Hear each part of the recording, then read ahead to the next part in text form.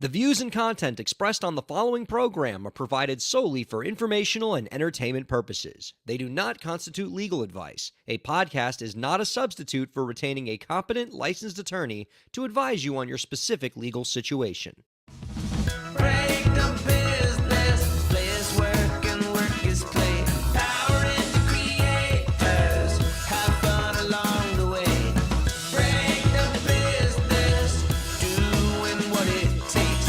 Celebrate success and learn from the mistakes. How's it going, everybody? Welcome to the show. It is time for Break the Business, where we empower indie creators and have some fun along the way. I'm Ryan Kairalla, and it is a pleasure to have you here this week. I forever remain in awe of the incredible technology that allows us to do what we do here at Break the Business every week. And this week is a particularly impressive example of that, because normally when we do this show, I'm in one city, producer Lauren is in the same city, and then our co-host is in a different city, right? Elisa Rockdock reps Dallas, Texas. We have our co-host this week who's coming in a second, Zach Sloan. He's from Colorado. You got Katie Zaccardi out in Nashville, Gideon King over in New York. But this week, we're really spreading ourselves out, because right now, me, Zach Sloan, our co-host, and producer Lauren are all doing our thing from different cities, and this show is still moving without missing a beat. And I'm amazed by it, because we've been doing this podcast long enough. We're coming up on our 10th year pretty soon, because we started in 2015, and I remember when this whole setup required a whole bunch of equipment and everybody in one room and multiple computers in the same room and so much editing, and we couldn't even live stream back then. And now today we can put on a completely seamless live stream TV show with all of us in different cities, and Lauren's on a business trip, and still everything's working perfectly. It speaks to, yes, producer Lauren.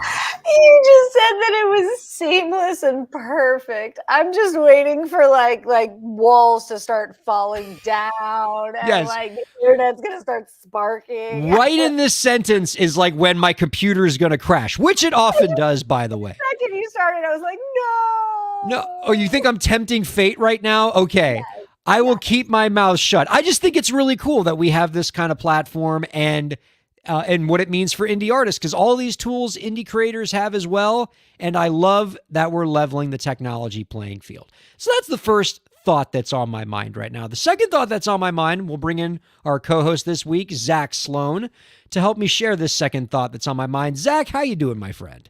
I'm doing Oh, shut up! Don't even joke about that crap.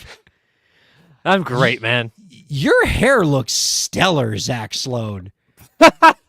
I mean, God, like, come on. You're my age, man. You're not allowed to have cool haircuts anymore. Like, You know, I was in a band in Lubbock, Texas, Dr. Scoob and the Acoustic Groove. That's right. Best band name ever. it's a great name. Yeah, it is pretty cool. And I remember the guys in the band, I used to have really long hair, like down to my shoulders, like mid-shoulders back. And they just nicknamed me Pert Plus. That's what they called me. Pert Plus. Could you, like, swing it back and forth like you were in an Herbal Essences commercial? No, I swung it around like I was in a Whitesnake video. What are you talking about? Man, what do we have to do to manifest a photo from back then of you? Dude, if I could find the photos, I would share them gladly, because they are so dumb that they are fantastic. Like, my favorite is we were playing this venue called the Blue Lizard. Great venue name. And there was literally the fan on me. I had like this red sparkly shirt. Oh my God. It was glorious. It was so dumb, and I love it. Okay. It would obviously be unreasonable of me to try to get you to produce this photo right now during the show. But I can't find it if I anywhere. were to give you between now and the next time you come on in July, is there any chance you might be able to dig up one of these photos? The audience needs this. It's been lost to time, because this is pre. I think it might have been on my MySpace page. I think that's where it might have lived, because I can't find it. Dude, I was wearing leather pants. It was amazing. Stop teasing us, Zach. If you don't have the photo, you're just being a jerk right now. I am a jerk. That's why nobody will talk to me. You know what? if you can't find a photo, we're going to need you to grow your hair out again. Hey, I'm working on it. I'm telling you, God, it looks great. Can you like throw it in front of your face like you're in like an emo goth band? Oh my I God. can do shoegaze. Oh my yeah. God. That's fantastic. Oh, it's glorious. All right, let me tell you my other thought that I've been having, Zach. I'm stressed out as all hell as a South Florida hockey fan. I am deeply troubled by what's happening in this world. To catch people up, we're in the midst of the Stanley Cup final. My Florida Panthers were tearing things up. A 3-0 series lead. We just need one more win to win our first Stanley Cup final. And since then, we have done nothing but lose the last 2 games in embarrassing fashion.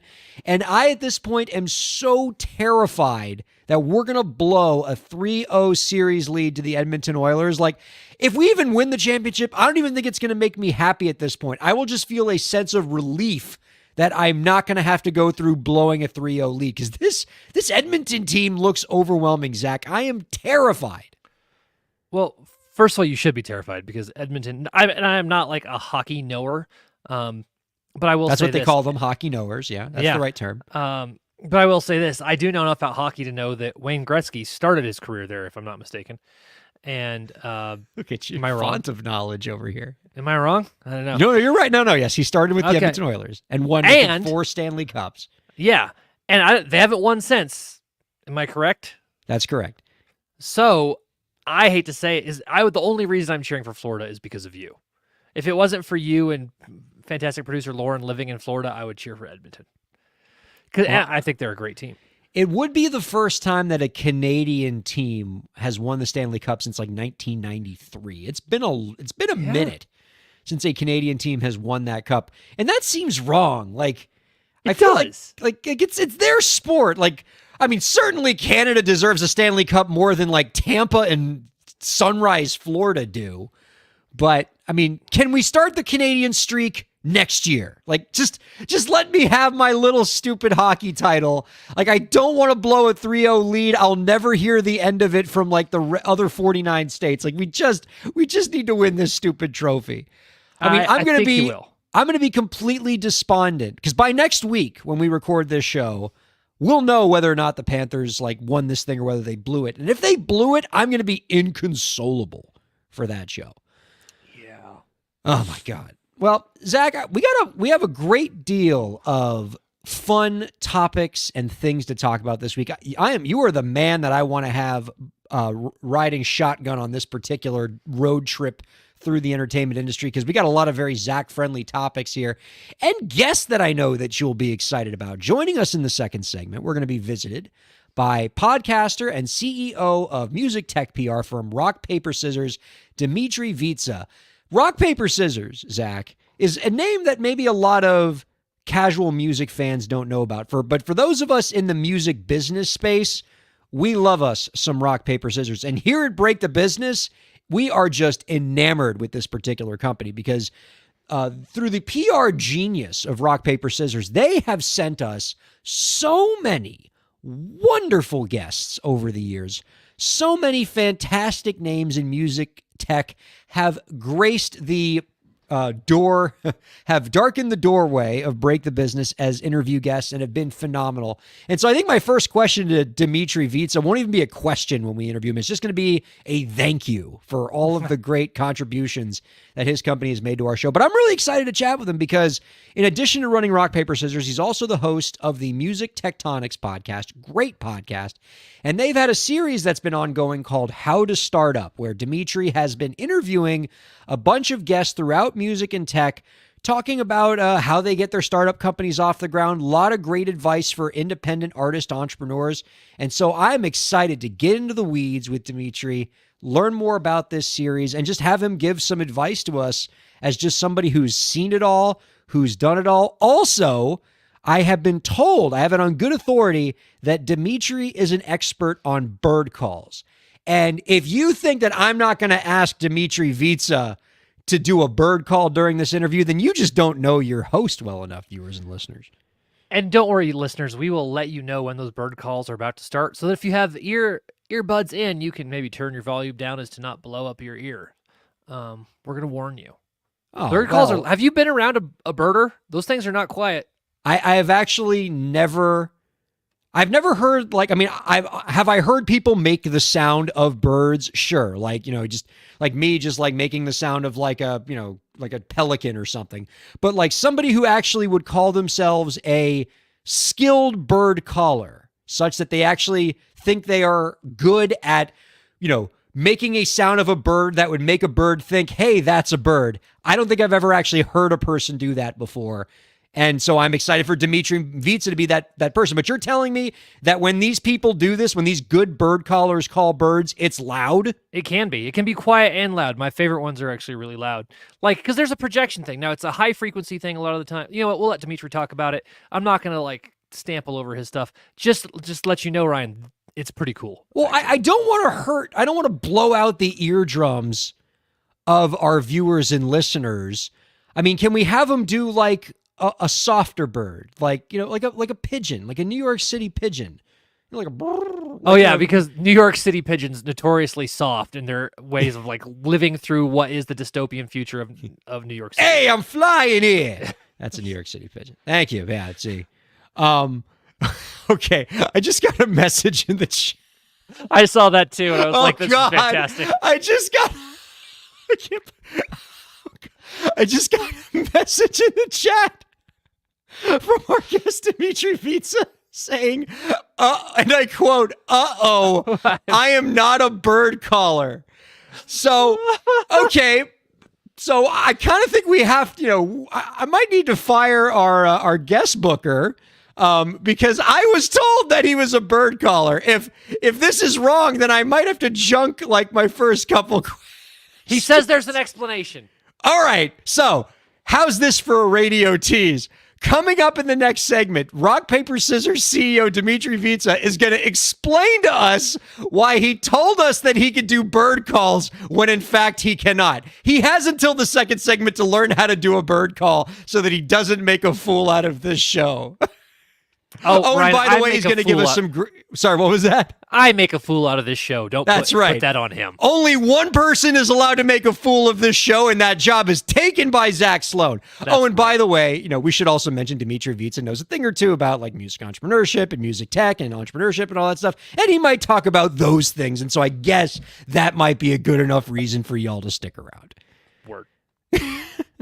Want to start the proceedings off, Zach, with a listener question that has come up a lot with a lot of my clients lately. And so the timing on this is perfect, but there's a question about sync licensing. Sync licensing is something that's a big deal for a lot of creators, as Spotify seems to be paying less and less these days, and it's harder and harder to make money off of your recorded music.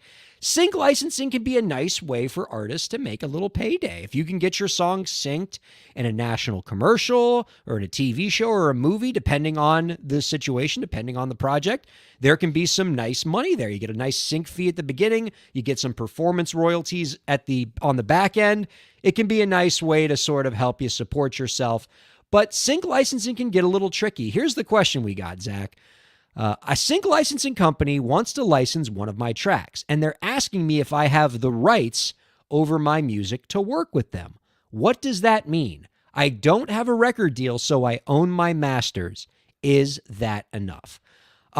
This is an excellent question, and it gets into sort of the labyrinthian nightmare that is American copyright law, particularly when it comes to music. Because to understand sync licensing is to understand how maddening copyright is.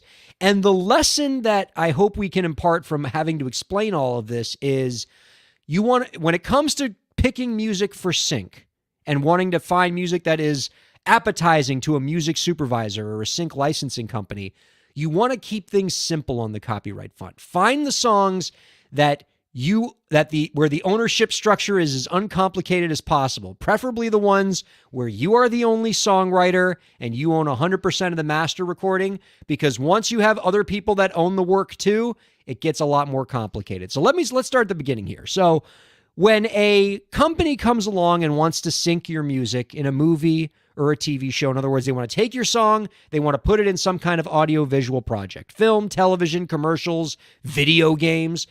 you need to agree to a sync licensing deal. And the first question that they're going to ask you is, do you own your music? And that has two components, because within every track, every song you hear on Spotify, there are two copyrights that are implicated.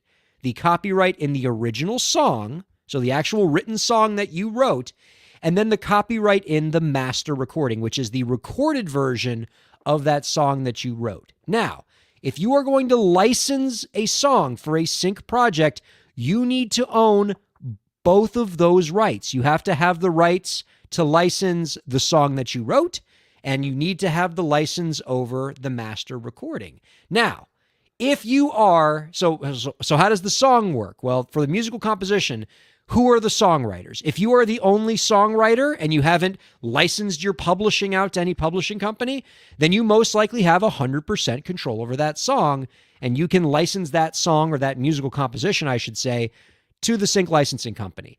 If you are an independent artist and you released your own master, so of the recording side, if you don't have a record label that owns your masters, if you own your masters 100%, then you can fully license that out. And so you own both, you have both halves of the both copyrights, and you can license your music for that project.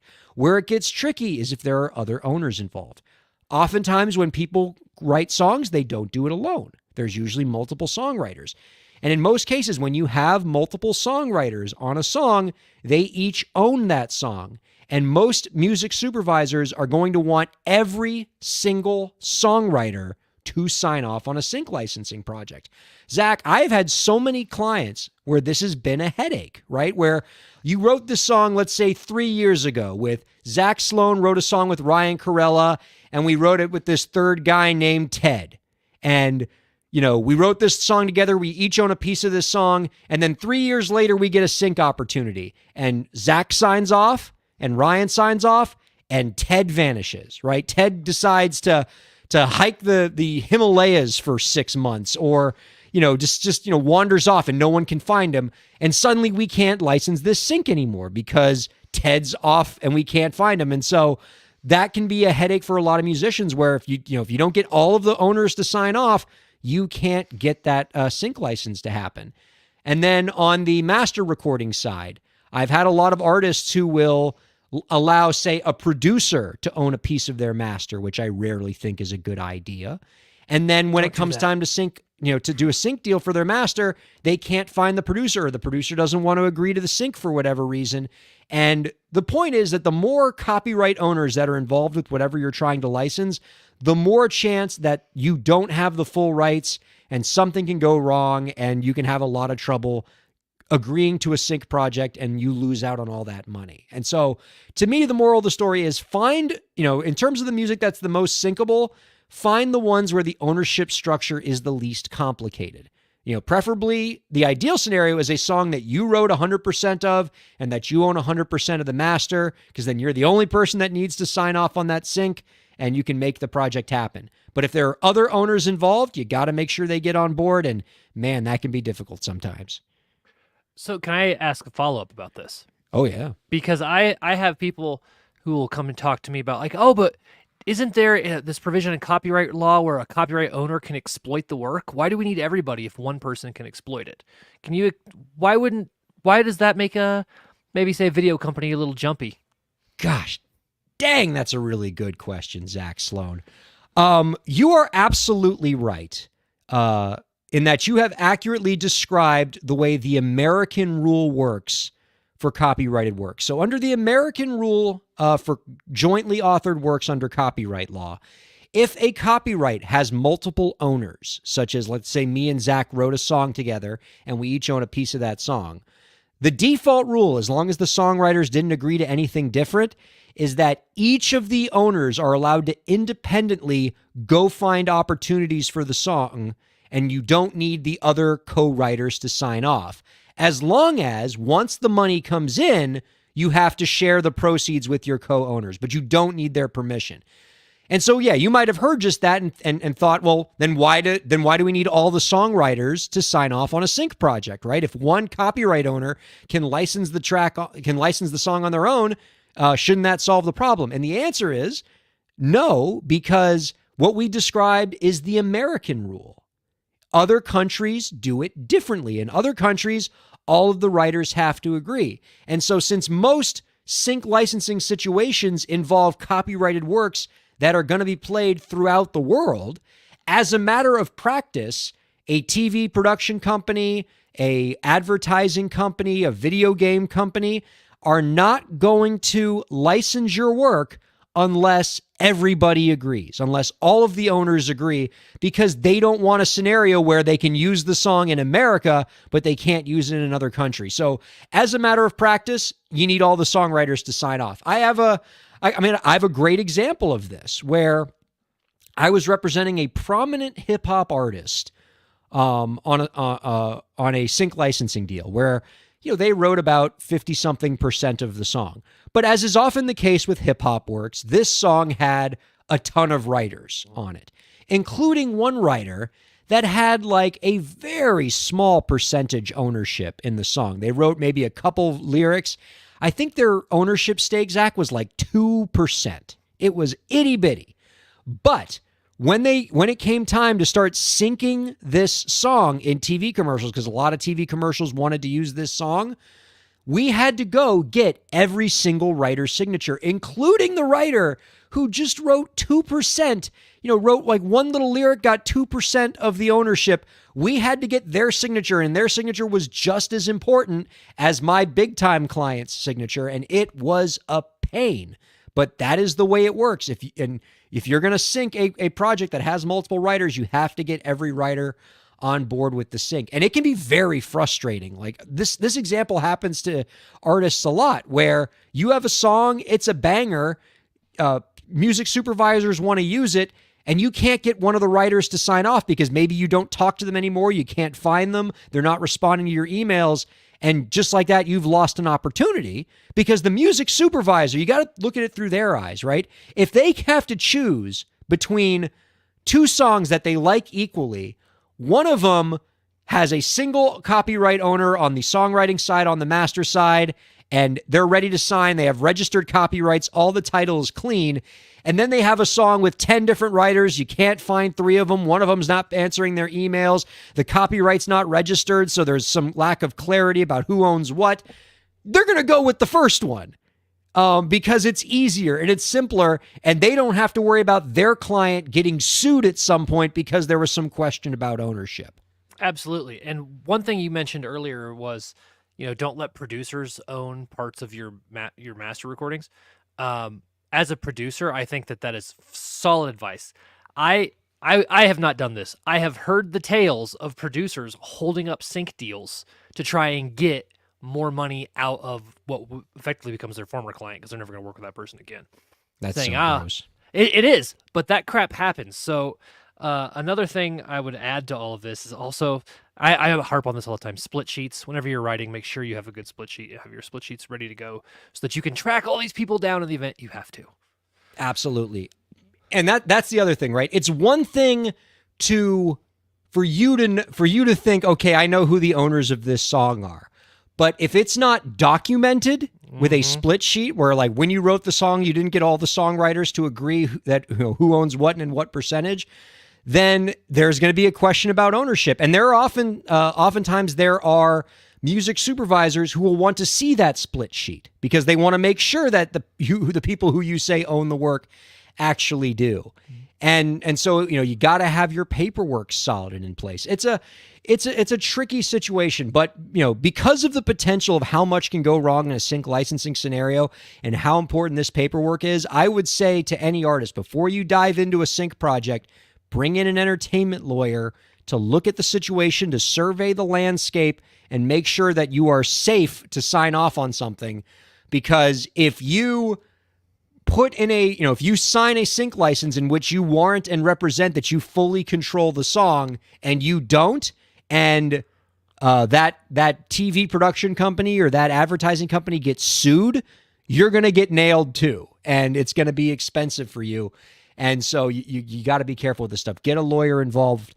It's going to be worth it, especially if you're doing a sync project. There's a lot of money coming in. Use some of that money to pay a lawyer to make sure you stay safe. And can you imagine a faster way to burn a bridge than to get somebody sued because you were unclear or dishonest? Oh yeah, you'll never get a sync opportunity again. You'll be done. Done. All right. So I mean, good exchange there, Zach. Now here's my situation. We got about 5 minutes before the break. You brought some great topics this week. I hate Spotify. Oh wait, is that not what we're doing? Yeah, no. We have the I hate Spotify story, but we also have an AI overlord tip of the week. Ooh. And you know what?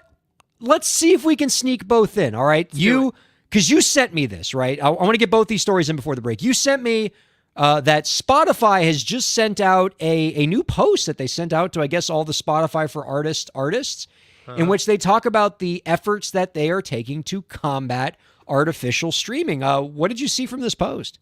So, all ranting aside, I think that we all know that artificial streaming is a real problem. B, like streaming bots and things like that. Yeah, fake streams. We should define it, right? So when we're talking about artificial streams, we're talking Spotify in their post that they sent out says specifically like paying people or companies to place your music so that you can get more streams. And what Spotify has said, and I even did some research on this, Apple has said the exact same thing with Apple Music. They don't condone that ever, and anybody who does it is going around the terms of service. So they're saying, stop doing this. This is bad. If you do this, we will take your music down. We can take your whole catalog down. We'll withhold the royalties that you would have otherwise earned. And what was the other one? I have it up here. Cancel your account. Oh yeah, that's it. Just kick you off completely. Yeah, no more Spotify for you. I have a quick solution to this, Ryan. Can I share my quick solution? I would love to hear your quick. How is Zach Sloan going to fix streaming bots on Spotify? I got to hear this. How could have you noticed that we don't hear this? We hear about this periodically on Spotify, but to my knowledge, have you heard about this as a problem on Tidal or Apple Music? I have not. That's interesting. Yeah, whenever I hear these stories about streaming bots, it's always Spotify. You don't hear about this with Apple Music. So I think, and dude and listeners, this is Zach's crazy conjecture, tinfoil hat stuff, but I have a theory. Spotify prominently displays when you go and look yourself up, it tells you how many people listen to you, how many streams you're getting, and that is public knowledge basically for the world. So anybody can look at you and see how many streams you get. And some artists get really uncomfortable by that. I used to be like that. Now I don't care. I think a lot of these services are capitalizing on people's egos, and they're just trying to get you to inflate your own numbers for your own sake. I don't think this is really a thing. I think this goes away if Spotify just takes that number off your profile. So if Spotify does what Apple Music does and just says, here's your name, here are your songs, no information about listenership, I think a lot of this problem goes away. Ryan, am I crazy? I think that is a big part of it, right? Because my whenever I see stories like this, I always yell and scream the same thing. Like, we need to have user-centric royalties. If, part of the reason why this kind of stuff why streaming bots exist and why it's a problem is because all the revenue gets put into a pot, and the more streams you have, the more pot of the pot you get. And so it makes sense to have, if people give a perverse incentive to cheat on their streaming numbers to get as much of that pot as possible. How do you fix that? User-centric royalties. Treat every Spotify user as its own pot. And however many times that particular listener listens to your music, you get that much of that particular listener's pot. That would solve the fake account thing once and for all, as, by the way, would getting rid of ad-supported Spotify and making it only subscription. That's another reason why I think this isn't happening with Apple Music, is Apple Music doesn't have a free tier. So you can't just create a bunch of fake bot accounts because you actually have to pay for the subscription.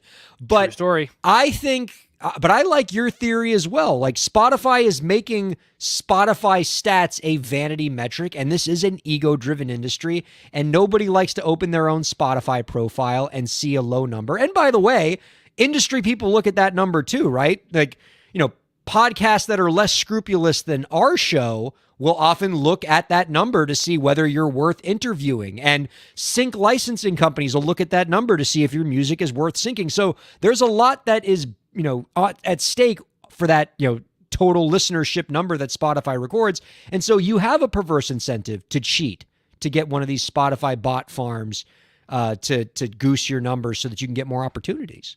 Yeah, and I think in the past, I'd say 3 years, I've noticed like venues, right? Venues will sometimes really want to know what your Spotify listenership is before they book you. And I'm not going to name names. I would like to. I'm not. However, I have been booked as an opener for a TikTok artist who was touring based on principally their TikTok following and their Spotify numbers. And I immediately thought when I looked at their profile that those were fake streams. I looked at it and I was like, that doesn't look real to me. They canceled their tour after 2 dates. I don't know why they didn't tell me, but my guess is that nobody was showing up because they were fake streams. And so I think the industry is also wising up that this can happen. And so they're not just using that Spotify number anymore. At least I don't think the smart ones are. That makes sense. All right. I don't think we have time for AI Overlord. Maybe we'll do it after the guest, depending on how long our guest interview goes. But I got to get as much out of our guest as possible because I'm really excited to chat with him. Don't go anywhere. We're going to take a quick break, and then we're going to be back with Dimitri Vitsa of Rock, Paper, Scissors next on Break the Business.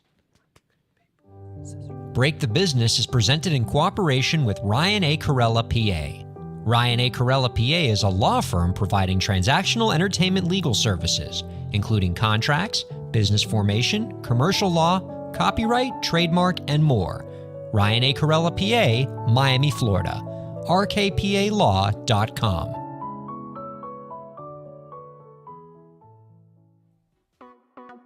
Streaming services for Break the Business provided by LEK Entertainment. LEK Entertainment is a full-service entertainment company offering everything from consultations to full-scale events and productions, including audio and video productions, voiceovers, staged theatrical productions, script and music development, and streaming services. For more information, visit lekentertainment.com. LEK Entertainment wants to help you bring your story to life.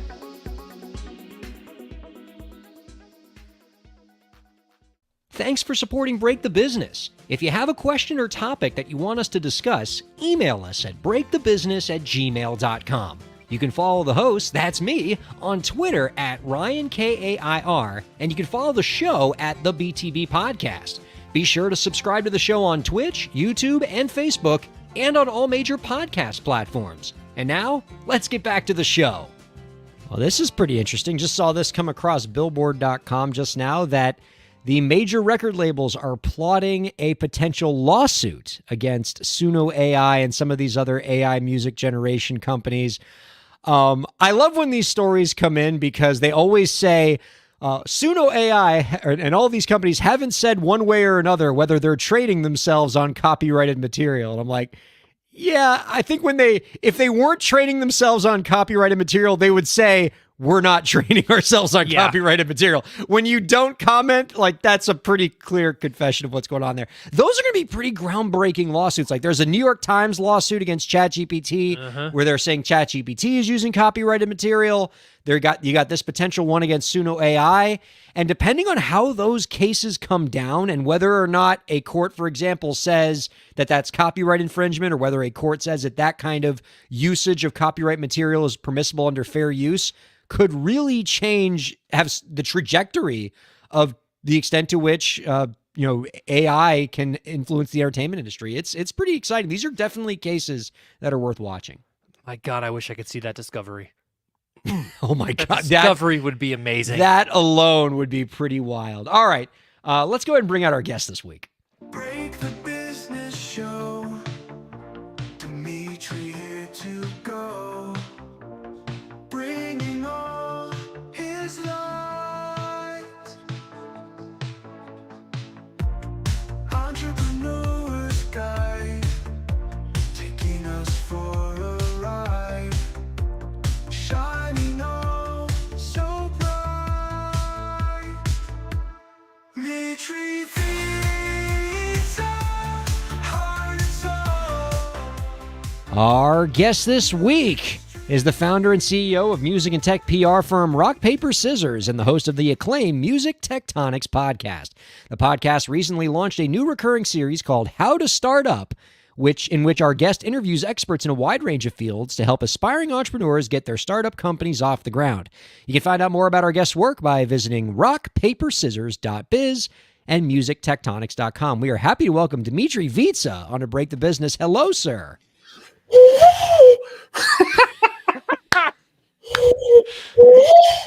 I don't do bird calls. I'm sorry, Ryan. I'm sorry, Zach. How can you say you don't do bird calls when you just did the best bird call I've ever seen? I liked your pigeon earlier in the show, Ryan. Oh, well, good. I mean, I practice it in front of the mirror every day, so. Yes, exactly. Flying here. Yeah. Hi, nice to be here. Thanks for doing this. It is a privilege. God, I really love your screen behind you. That's quite a visual treat. We're in the space age of music, Ryan. That would melt my computer. Yeah, right. Might melt mine too. Like, there's already steam coming off of my CPU right now trying to run this live stream. I can only imagine if I put that green screen behind, like the whole thing would just disintegrate. I promised Dmitry that I would open this interview, in addition to asking you to do a bird call, with a thank you. And the reason why is because this podcast has been up and running we're getting up on our 10th year now. We've done over 400 something episodes, and the thing that has made this show progress through the years and build the base it has is the amazing guests that we've had the pleasure of interviewing, many of whom have been brought to us by Rock, Paper, Scissors. You guys have brought us some of the coolest names in music tech. We've had some amazing conversations. Those guests have done so much to inform and educate and entertain our audience. And so from the bottom of my heart, thank you for all that Rock, Paper, Scissors does. It's mutual, Ryan. I mean, to have opportunities for our clients to come out and talk about what they do and share their passion and their enthusiasm is so meaningful. I mean, thank you for taking the time, being a lawyer and spending time educating the industry on things like what you talked about early in the show about sync and how that operates.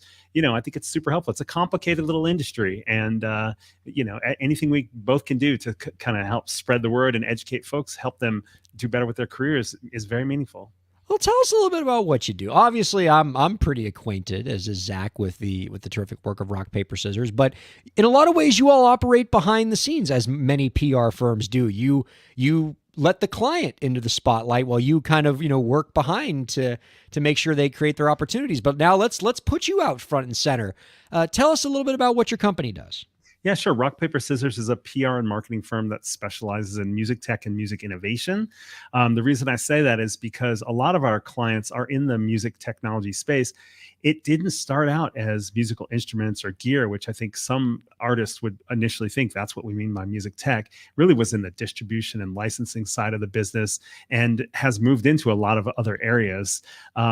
But we say music innovation because it's not really because they're tech. It's more just because they're doing cool stuff, really interesting, groundbreaking things. So it could be anything ranging from sync marketplaces, for example. It could be artist distribution, helping artists get onto streaming platforms. It could be automated marketing platforms to help artists get the word out through advertising or through playlist promotion, not fraudulent playlist promotion, but attaboy. Legit playlist.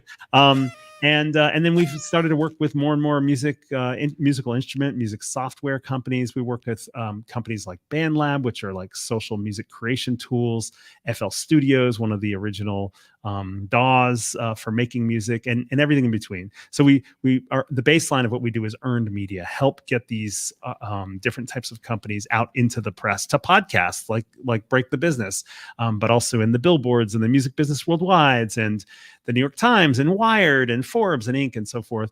But we also do other types of marketing as well: influencer marketing, paid advertising, SEO, search engine optimization, and other things as well. It starts with a great story and telling a story.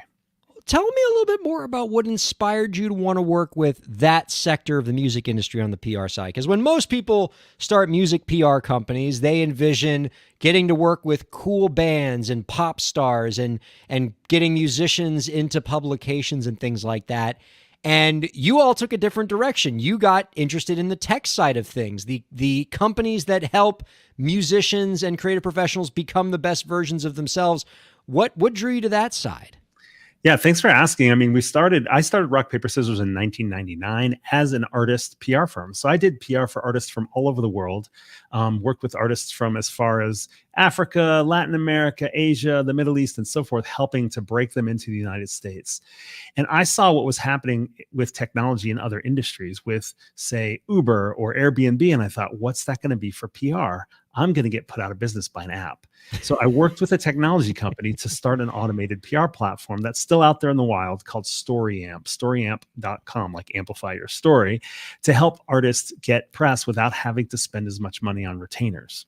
So when I started that company, I got a lot of press for it. And so other music technology companies started to sort of ask, "Well, how did you get so much press for this?" I'm like, well, we do PR. That's what we do, right? And so we kind of ran into the president of CD Baby at South by Southwest and launched a relationship with them and started doing PR for them and telling their story and learning all about kind of the trials and tribulations of indie artists in the modern era, and sort of told their story to artists as a way of sort of educating people about what's possible for independent artists. And then they introduced us to another company called Rumblefish, which was doing the earliest micro sync licenses. And we did PR for them through their acquisition by CSAC. And so every year we got another referral or doubled our roster of these music tech companies. And then, of course, during the pandemic, all the PR we were doing for artists came to a screeching halt. And so we decided, all right, we're all in on music tech. That stuff is still happening. There was a lot of interest in live streaming during the pandemic. So we worked with a lot of live streaming companies. So we kind of just were making that pivot organically. But then, of course, the pandemic helped us sort of, fully change that. And it's been great for us because we work with companies that still help with the kind of mission you were talking about, that help with increasing artist empowerment, transparency, monetization, more access to musical creativity, and so forth. And we just decided that was a new niche for us, and we love doing it.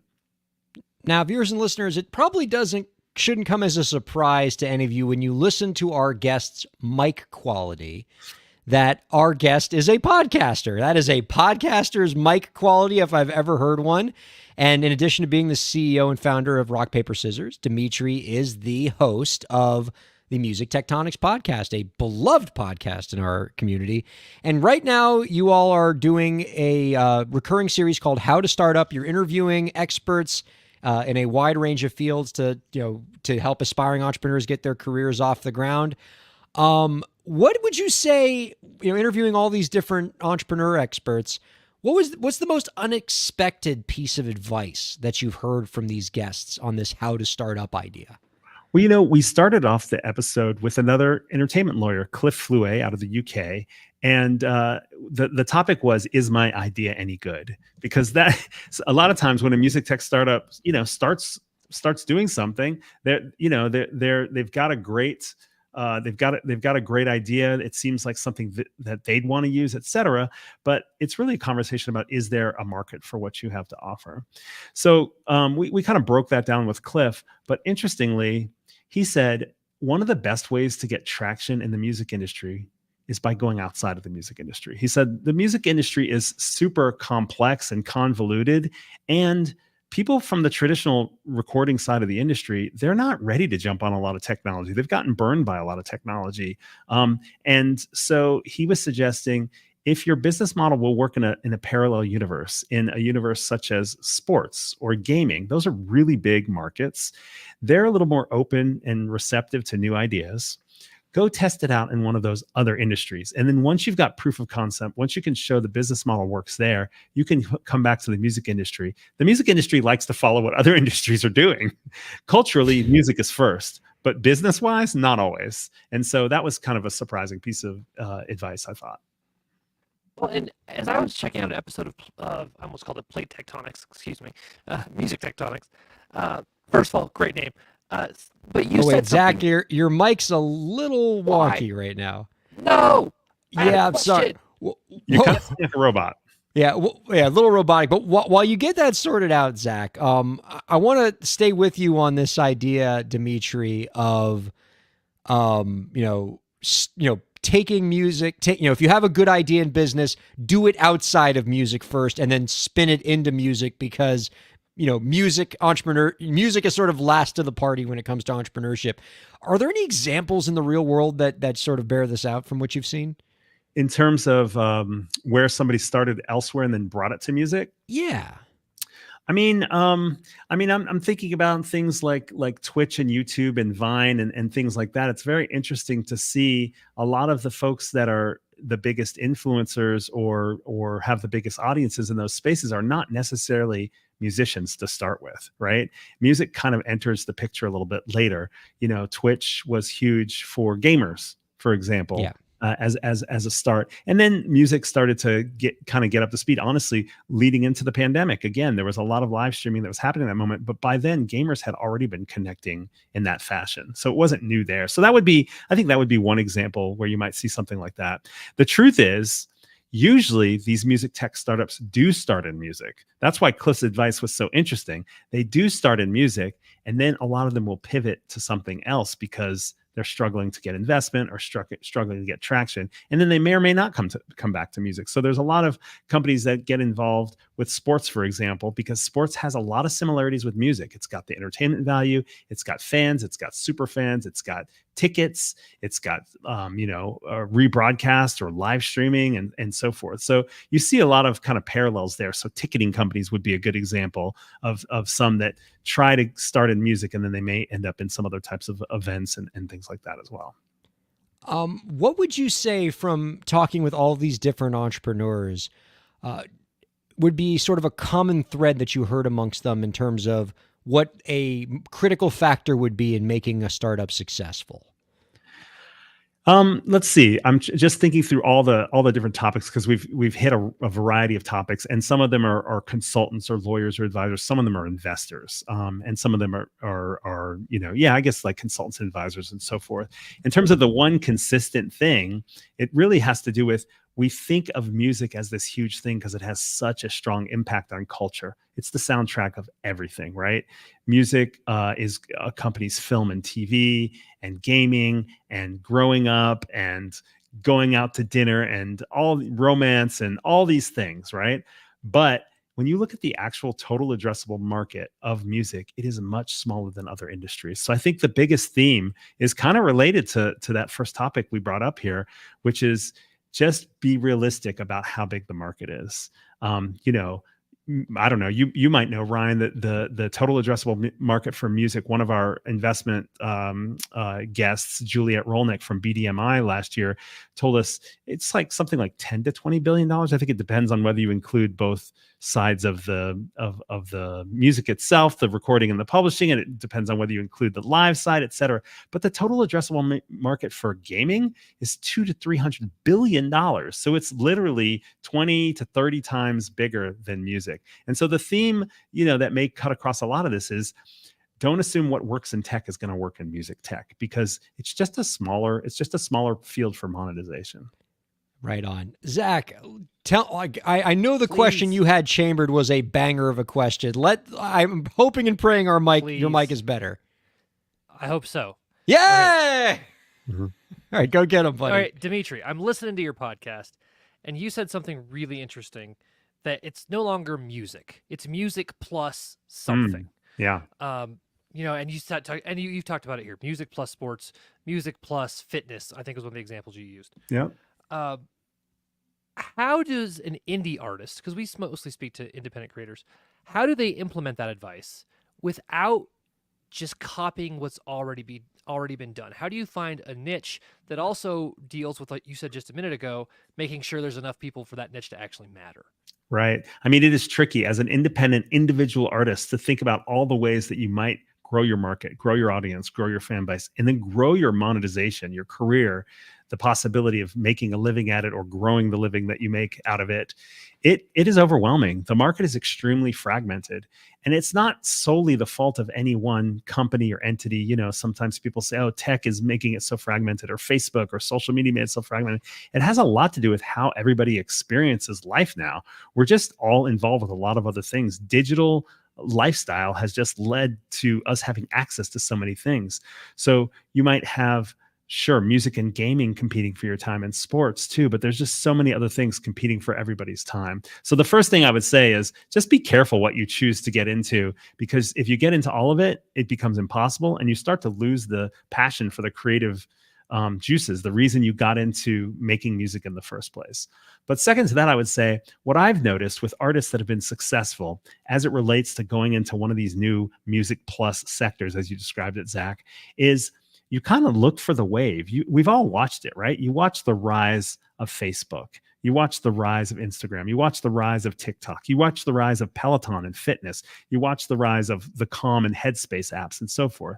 There are certain artists who they see the rise as it's starting. It's almost like surfing a wave. And they know, okay, I got to swim towards that wave. I got to start learning about it. I got to start figuring out what it means for my music. Am I going to change my music, or I'm going to somehow make connections in the industry to connect my music to that new vertical? And then get up on the board and give it a shot. Sometimes the earliest artists in a particular new wave of one of these music plus or technology platforms are the ones that have the most success. They jump on it early, they build an audience there early, and as the whole platform grows, that audience grows with them. And then somebody else says, oh, I see this influencer on this other platform, I'm going to do what they do. And then it's 5 years too late, because the audience has already matured and the next thing is growing. So I think part of it is learning to watch those sort of technology and platform trends emerge, and then also matching the right one with your music. Like if you're playing acoustic or classical music, it doesn't necessarily make sense to go like into, say, gaming or some high energy thing that just totally different, that has kind of a death metal scene or something else like that. So I think it's really also picking ones that suit your artistic vision of who you are, both musically and aesthetically. And what role does collaboration have in that? I mean, if I'm writing this wave over here, is it beneficial still? Like years ago, the idea was that you'd see YouTubers collabing all the time. Is that still a model that makes sense then, given that it seems like these waves are going faster now than they used to? Or am I wrong? No, I think collaboration is a great way to grow your audience. And in fact, one of the guests we have on the Music Tectonics podcast is Christina Osazua, who runs a conference called Measure of Music. And she specifically did some research on kind of trends in music. And what she noticed was there was the hits that were big in one particular country, that might be in like the top 10 in one country, might not show up in any other country. And that was happening more and more often. And so one of her thoughts was the best way to grow an audience globally for an artist is to collaborate across those regional differences as well. So if artist A in this country has a huge following that nobody knows about in the rest of the world, and artist B in a totally different country has a huge following elsewhere, by collaborating, all of a sudden you get those two audiences. It works the same with tech platforms, right? If you're big on one platform and somebody else is big on another platform, you have the opportunity to bring that audience over with you, and it can be like a reciprocal thing. So I think that's one way to think about it, Zach.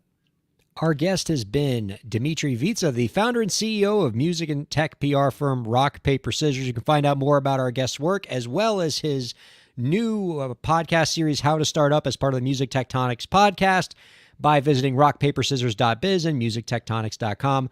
Dmitry, this has been a blast. This was everything I'd hoped it would be. You brought the info. I got a chance to hear some bird calls, as well as just learning more about somebody who's been so valuable for this show. We really appreciate chatting with you. Before we let you go, sir, we got one last question for you. Yes. Do you have any last tips for the indie creators out there to help them move their careers forward?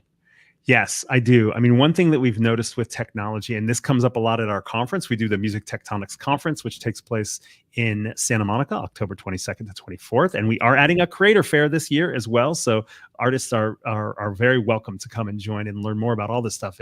But what we've really learned there frequently is about your data as an artist, not just your metadata, which I'm sure you guys have talked about, Ryan and Zach, but primary data for your fans. Start an email list and an SMS text list and keep them up to date.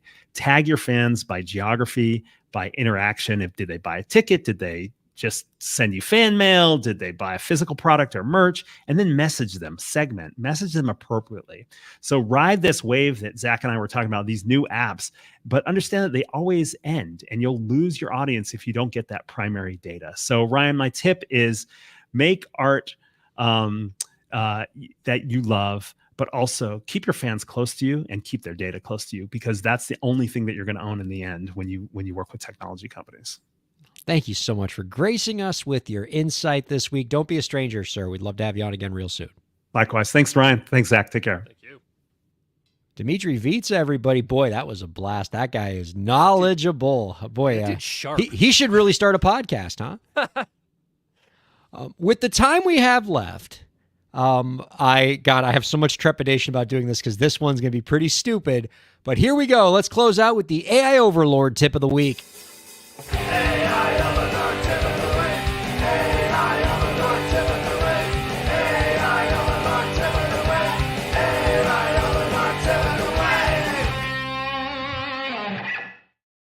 Zach, you might be surprised to know, just making your hair do all kinds of fun things. You might be surprised to know that we got a bit of a complaint from one of our listeners about the AI Overlord tip of the week. Basically, what the substance of the complaint is that we've let the AI Overlord tip of the week stray too far from its roots. You know, you remember in the very early days of the AI Overlord tip of the week, it was all about just reading a tip with like some silly theme, like, oh, you have to throw in a quote from this movie or something. But like, we've let the AI Overlord tip of the week get a little crazy, where it's like we're acting out scenes from a parody of The Few Good Men, or doing a Shakespearean scene, or having Zach do an Orson Welles impression. And so somebody suggested that we need to bring the AI Overlord back to its roots, simple prompts asking ChatGPT to give us piece of advice with some silly pun or something in it. And so we're going to try that. And I did do that this week, and I'm already telling you, the tip of the week is so stupid this week that you're going to wish we never did it. So here's what I asked the AI Overlord ChatGPT to do, Zach, is I asked them to come up with a tip of the week for how to grow your audience, but infuse within the tip of the week references to 90s Nickelodeon TV shows. I like where this is headed. Yeah, it seems great in theory, right? Like, oh, this is going to be really, really funny. Like, oh, yes, tell us about how we should Shelby woo our audience with our content. You know, that kind of thing. But here's what we got, all right? Here, I'm going to just read this out exactly the way the AI Overlord wrote it. Hey, indie creators. This week, let's focus on some actionable strategies to help you grow your audience for your music. First, make sure your tracks are polished and professional. Just like the Rugrats always find a way to stand out, your music should be high quality and unique. Consider investing in good recording equipment or booking time at a studio to ensure your sound is top notch. Next, get all that exposure by leveraging social media. That was pretty good. Share snippets of your songs, behind-the-scenes looks, and live performances on platforms like Instagram, TikTok, X, and YouTube. Consistency is key, so post regularly to keep your audience engaged. Don't be afraid to go on an adventure of Pete and Pete. Terrible. And explore new platforms. Boo! And this is GPT 4.0, by the way. This is the most advanced one. Emerging platforms can offer less competition and fresh audience eager for new content. What a terrible pun for an amazing Nickelodeon show, by the way. Just, Terrible. you know, not that this Adventures of Pete and Pete did not deserve such a crappy pun by the AI Overlord. Collaborate with other musicians or influences in your genre. Find your Keenan to your Kel and create something amazing together. Cross-promotion can introduce you to each other's audiences and help you grow your fan base faster. There you go, collaboration. I think Dimitri Vitsa might have helped write that one. I'm actually kind of happy with this one just because it reminds me of a show I almost forgot about. Show your fans your wide range of talents. Like the cast of Roundhouse, don't be afraid to show your fans that you can sing and dance and make them laugh. Use email newsletters. God, this just keeps going. I might have to stop this a few paragraphs early. Use email newsletters to keep your audience updated on your latest releases, upcoming gigs, and exclusive content. It's like sending a letter from Clarissa to explain it all. Keeping your fans in the loop and making them feel special. Lastly, thank God, never stop experimenting and learning. The music industry is always changing, so stay informed about new tools and strategies. Keep your approach fresh and innovative, just like the secret world of Alex Mack. That last one was lazy. There was not even a pun there. They just kind of threw the title in at the end, and yeah, that's it. That's what you wanted, viewers and listeners. You wanted us to come back to our roots and do stupid AI Overlord prompts, and that's what we got. I kept tabs. I'm gonna say that there was one winning pun. The all that pun I thought was That was good. pretty solid. Yeah. There were two that I thought were just clear losers. The Pete and Pete and the Rugrats one I thought were just thrown in there or non sequitur. The rest were draws. The rest were just lazy. They couldn't even be good enough to be like bad, if that makes Yeah. sense. Yeah. I mean, actually decent advice, but just the execution. They fumbled the landing, man. Well, is there a Nickelodeon show from your childhood that the AI Overlord missed that you think we should get to reminisce about? Like, what was your favorite 90s Nickelodeon show? Salute your shorts. I was just about to say Salute Your Shorts. And frankly, I'm a little disappointed that the AI Overlord did not identify what I think was probably the second best Nickelodeon show of the 90s right after The Adventures of Pete and Pete. But yeah, Salute Your Shorts was a banger. Oh, That and was a great one. we should explain for listeners. Nickelodeon used to be this channel where people could watch shows specifically geared towards children and maybe like middle schoolers. And if you don't know what the heck we're talking about, that's because you were born in the 2000s or later. Yeah, they missed out on some quality program. And the other thing I loved about Nickelodeon back then is like we think that these shows ran for a long time because like we were children and so we had a very short sense of time and we had very short memories. But like all of these shows that we think ran for like 10 years, like Hey Dude or Salute Your Shorts, they ran for maybe 3 years and maybe had like 20 episodes. Yeah. And like, but we just think they ran longer than they did. Like I'm like without even guessing, I think Salute Your Shorts maybe had, if they had 20 episodes, that would surprise me. Yeah, these Cheers, this was not. Yes. That's exactly right. Oh, if All you right. don't know, Cheers was a show, and never mind. Our thanks to Dimitri Vitsa. Thanks to you, Zach Sloan. Thanks to producer Lauren. And thank you to all of our viewers and listeners for checking out Break the Business. We'll see you next week.